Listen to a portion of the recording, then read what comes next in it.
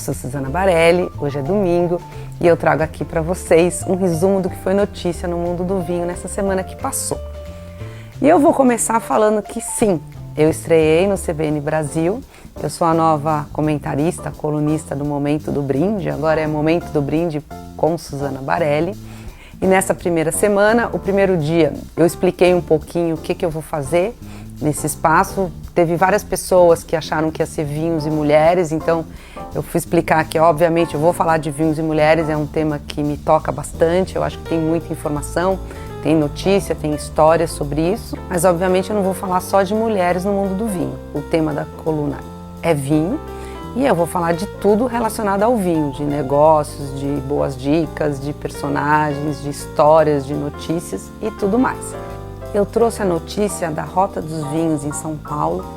Nem todo mundo sabe, mas São Paulo está se tornando um estado produtor de vinho. Hoje tem mais de 200 vinícolas cadastradas e esse programa é um programa que visa incentivar o enoturismo, que tem crescido muito, e também ajudar as vinícolas a receberem os turistas e a elaborarem vinhos.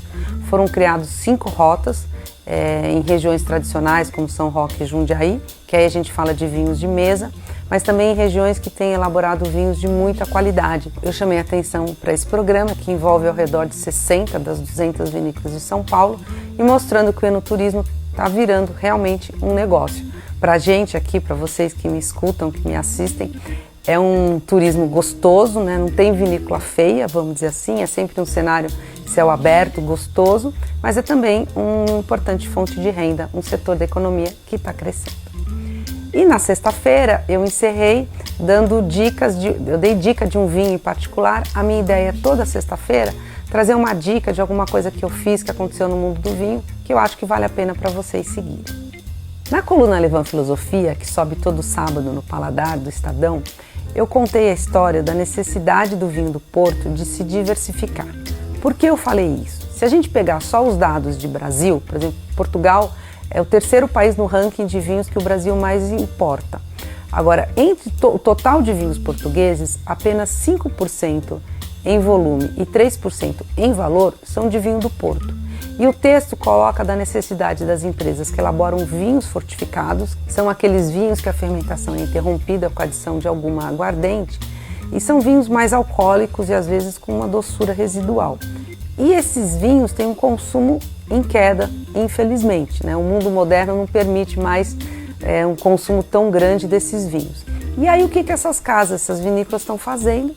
E eu trouxe o exemplo da Taylors, porque recentemente eu tive a oportunidade de degustar vários vinhos do grupo da Taylors, que faz vinhos fortificados, que é conhecido pelos seus vinhos do Porto, mas que tem comprado vinícolas que fazem os vinhos que a gente chama de vinhos tranquilos, que é o branco, o rosé, o tinto que a gente está acostumado a provar, e que esses vinhos sim têm vendas crescentes. Eu provei algumas coisas que eu gostei bastante e é o tema da coluna do Paladar para vocês conferirem.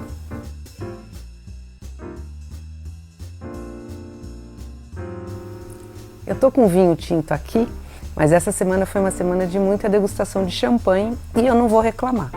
Ela começou, logo na segunda-feira, teve um evento bem grande, bem interessante da Moët Chandon, que era para homenagear os sommeliers. Essa semana foi o dia do sommelier. O Brasil é um dos poucos países que regulamenta a profissão do sommelier. Por mais que o mercado deles de trabalho ainda seja uma coisa muito difícil, não é fácil ser sommelier no Brasil. Bom, mas a Moët Chandon fez um evento que foi no Mocotó da Vila Leopoldina, uma homenagem aos sommeliers. Teve um menu harmonizado com uma criação conjunta do Rodrigo Oliveira, que é do Mocotó, com a Carolina Ferraz do CAS. E a ideia foram diversos pratos que harmonizassem com diversos estilos da Moët Chandon. E uma coisa que eu gostei muito, para ajudar na harmonização, por exemplo, teve um dos champanhes que é aquele champanhe ice, que tem uma doçura residual maior, né? Um champanhe doce. E aí o Rodrigo teve a ideia de fazer gelo, por exemplo, fez gelo com um chá mate, um chá preto, que aí trouxe um amargor para a bebida que permitia harmonizar com a comida. Eu achei esse caminho muito interessante, porque uma das artes, um dos segredos de harmonizar comida e bebida é você colocar na comida um elemento do vinho. Então, por exemplo, se o vinho tem muita especiaria, você tempera um pouquinho com noz moscada, por exemplo. E o que o Rodrigo fez? Ele pôs na bebida, ele precisava de um amargor, ele deu um jeito de colocar um toque de amargor na bebida para conseguir fazer a harmonização. É uma outra saída quando a gente pensa nesse universo maravilhoso que é combinar vinho e bebida. Então esse foi o dia 1 de champanhe. O dia 2 de champanhe dessa semana foi o lançamento da safra 2015 da La Grande Dame. A La Grande Dame é o champanhe premium da Veuve Clicquot, que a gente tem falado muito pelo filme, e aí eu faço um parêntese, que você sabia que o filme, para quem já foi assistir, eu comentei bastante aqui, ou para quem irá assistir, ele apesar de contar a história romanceada da Veuve Clicquot, ele não tem nada a ver com a vinícola, né, não aprovou roteiro, são coisas muito diferentes, apesar de estar falando do mesmo produto. Bom, fecha parênteses, voltando para o La Grande Dame.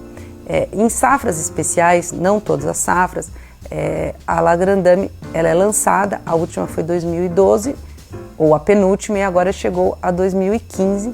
Ela foi lançada num menu harmonizado num restaurante japonês, que é o Kazu, e foi bem legal também a harmonização com elementos da comida que casavam com elementos do champanhe.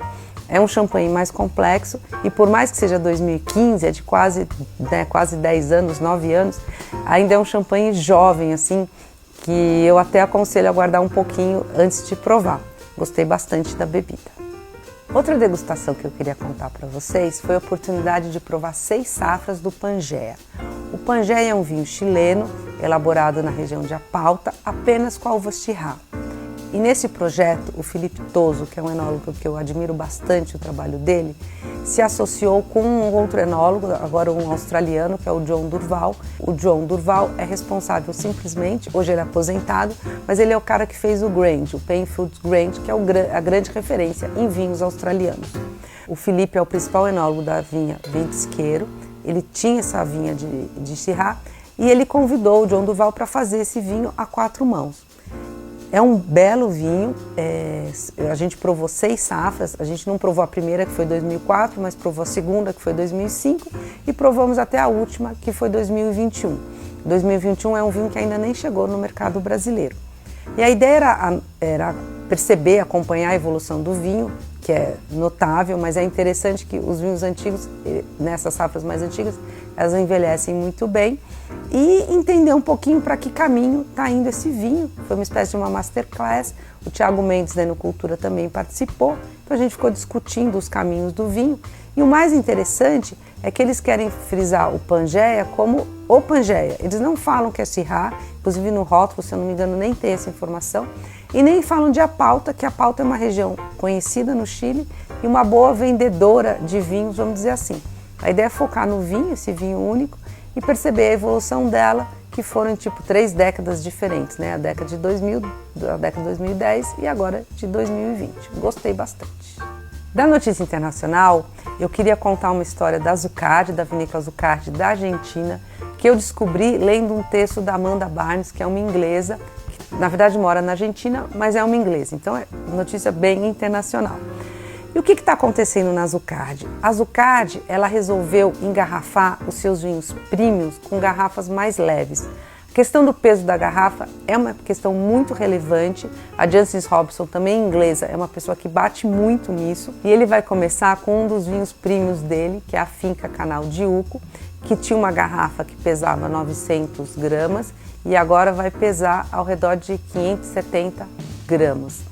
É uma redução significativa, ao redor de 37%, e se a gente pensar na redução de emissão de carbono, de tudo mais, é muito relevante. A ideia do Sebastian Zuccardi é que toda a linha que começa a ser engarrafada, que vai ser a de 2022 ou 2023, já venha com garrafas mais leves, né? E o que eu estou achando interessante é que, em geral, as vinícolas que optam por garrafas leves, elas começam esse trabalho nas linhas mais básicas, porque o consumidor estranha muito.